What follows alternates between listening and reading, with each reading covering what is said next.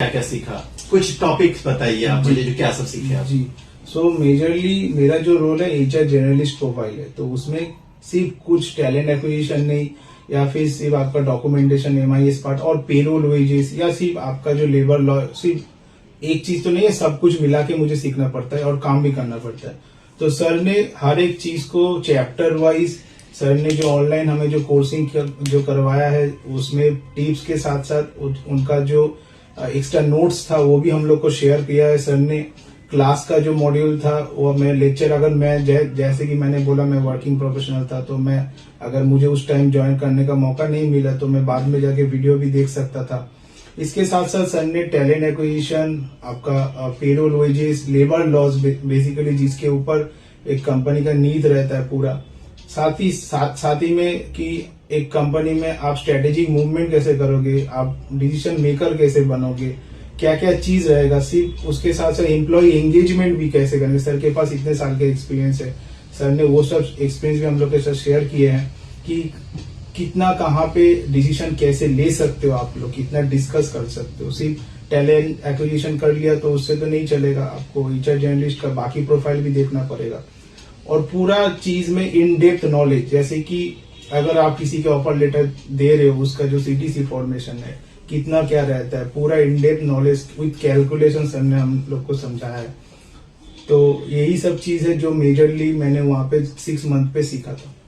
Very good. तो बहुत सारी चीजें आपने सीखी और नो डाउट एक एचआर जर्नलिस्ट के लिए payroll, recruitment, performance management, training and development, इनका एम्प्लॉय एंगेजमेंट, ये सारी चीजें जानना जरूरी होता है। Labour law specialist, ST compliance, और इस सारी चीजों पे इन्होंने एक्सपोजर लिया। बिल्कुल मैं एग्री कर रहा हूँ, बहुत अच्छे से इन्होंने सीखा। अब जब सीख लिया आपने, उसके बाद सबसे बड़ा जो एक मोस्ट इंपॉर्टेंट क्वेश्चन सबके दिमाग में आता है प्लेसमेंट सपोर्ट को लेकर के। तो अब मेरा एक और इंपॉर्टेंट क्वेश्चन है, जो I4BIS में ट्रेनिंग कंप्लीट करने के बाद, चूंकि हम लोग बोलते हैं 100% प्लेसमेंट सपोर्ट देते हैं स्टूडेंट्स को, लेकिन जब तक कोई स्टूडेंट्स फेस ना करे तब तक तो बिलीव नहीं, विश्वास, आजकल किसी के बातों पे कोई भरोसा नहीं कर सकता आज की जो दौर है इस दुनिया में। तो अब आप मुझे बताओ, जो आप चूंकि हमारे ओल्ड स्टूडेंट हो, एक्स स्टूडेंट हो, करंट में भी रही हो, आप 2 साल पहले ट्रेनिंग कंप्लीट किए, तो आपको I4BIS से प्लेसमेंट सपोर्ट कैसा रहा? बहुत ही बढ़िया।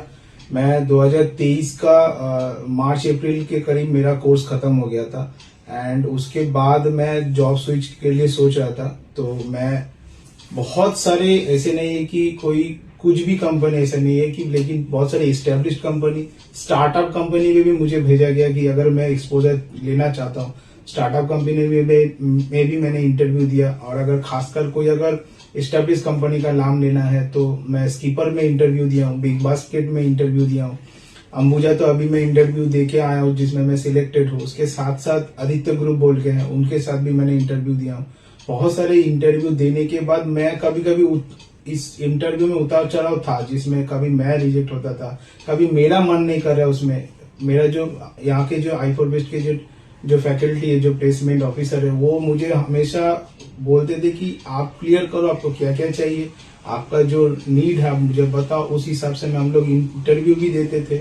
बहुत सारी जगह पे मैं सिलेक्शन होने के बाद भी मेरा जो था कि मैं ज्वाइन नहीं कर पाया कुछ प्रॉब्लम के तरीके से, लेकिन फिर भी उन्होंने उस जगह को मतलब ध्यान पे रख के मुझे नेक्स्ट फॉरवर्ड और भी ज्यादा जगह पे मुझे प्लेसमेंट के लिए भेजा, इंटरव्यू दिया, और आज मैं जाके एक well establish group Ambuja group के साथ ज्वाइन किया हूँ। बहुत अच्छा। तो इसका मतलब बहुत सेटिस्फैक्टरी एक्सपीरियंस है काफी। लगभग कितने इंटरव्यू कॉल टोटल मिले होंगे? 10 से 12 इंटरव्यू कॉल मिले। तो देखो, इन्होंने बहुत अच्छा एक अपना एक्सपीरियंस बताया, और रियली मुझे भी खुशी होता है जो जब I4BIS की कंटिन्यूस प्लेसमेंट सपोर्ट हमारे कैंडिडेट्स को मिलता है। तो नेक्स्ट, इसके बाद अब लास्ट क्वेश्चन हमारा है आपसे, जो बहुत सारे HR एस्पायरेंट्स हैं जो आप ही की तरह ग्रेजुएट्स हैं, जो MBA, बहुत सारे ऐसे फैमिली है जो MBA नहीं कर सकते हैं, बहुत सारे ऐसे जॉब सीकर्स हैं जो चाहते हैं जो मैं कॉर्पोरेट में ऐसा कैरियर ज्वाइन करूं जहां पे लॉन्ग टर्म ग्रोथ हो, जहां पे स्टक ना हो जाऊं मैं एक जगह। बैक ऑफिस वगैरह में स्टक हो जाते हैं लोग एक जगह पे, तो और HR में एक इन्फिनिट ग्रोथ है, वो वाइस प्रेसिडेंट तक जा सकते हैं, CHRO भी बन सकते हैं। तो आप ही की तरह अगर कोई HR में कैरियर बनाना चाहे तो उसके लिए आप क्या सजेशन देना चाहोगे?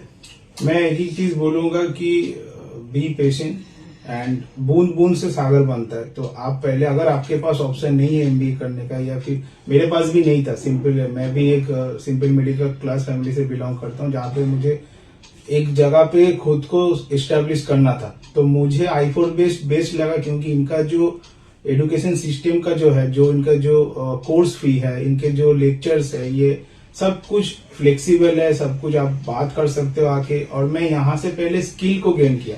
आपके पास अगर स्किल, आपके पास टैलेंट हो सकता है, आपके पास नॉलेज हो सकता है, स्किल नहीं रहेगा तो आप काम नहीं कर पाओगे। आप जहाँ पे जॉब करोगे आपको स्किल से जॉब करना पड़ेगा। तो आप पहले यहाँ पे आओ, स्किल आपको लेना पड़ेगा। सर जो सिखाते डेप्थ उसको देखो, सीखो, उसको अप्लाई करो, फिर जाके आप अपना डिसीजन लो कि आप आगे चल के क्या करोगे।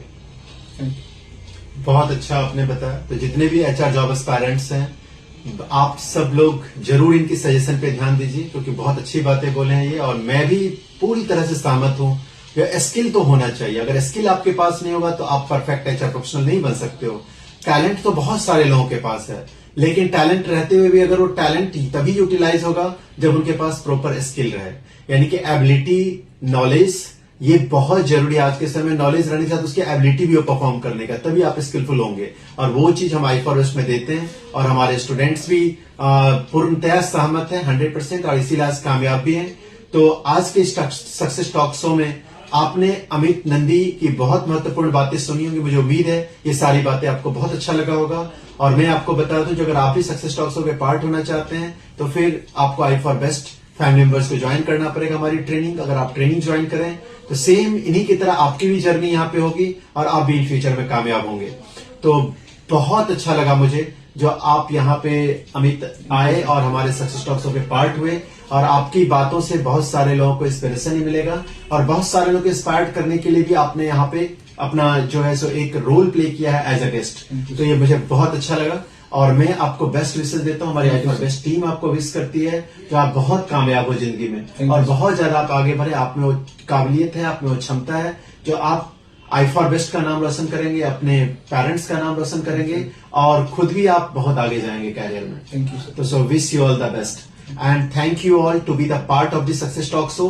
और अगर ये सक्सेस टॉक शो आपको अच्छा लगा तो जरूर इसको लाइक कीजिए, और हमारे इस वीडियो को ज्यादा से ज्यादा लोगों को शेयर भी कीजिए। And again thank you all to be the part of our i4West family member, because आप व्यू कर रहे हैं, इसका मतलब बिलीव कर रहे हैं कि आप भी हमारे i4West फैमिली मेंबर हो चुके हैं।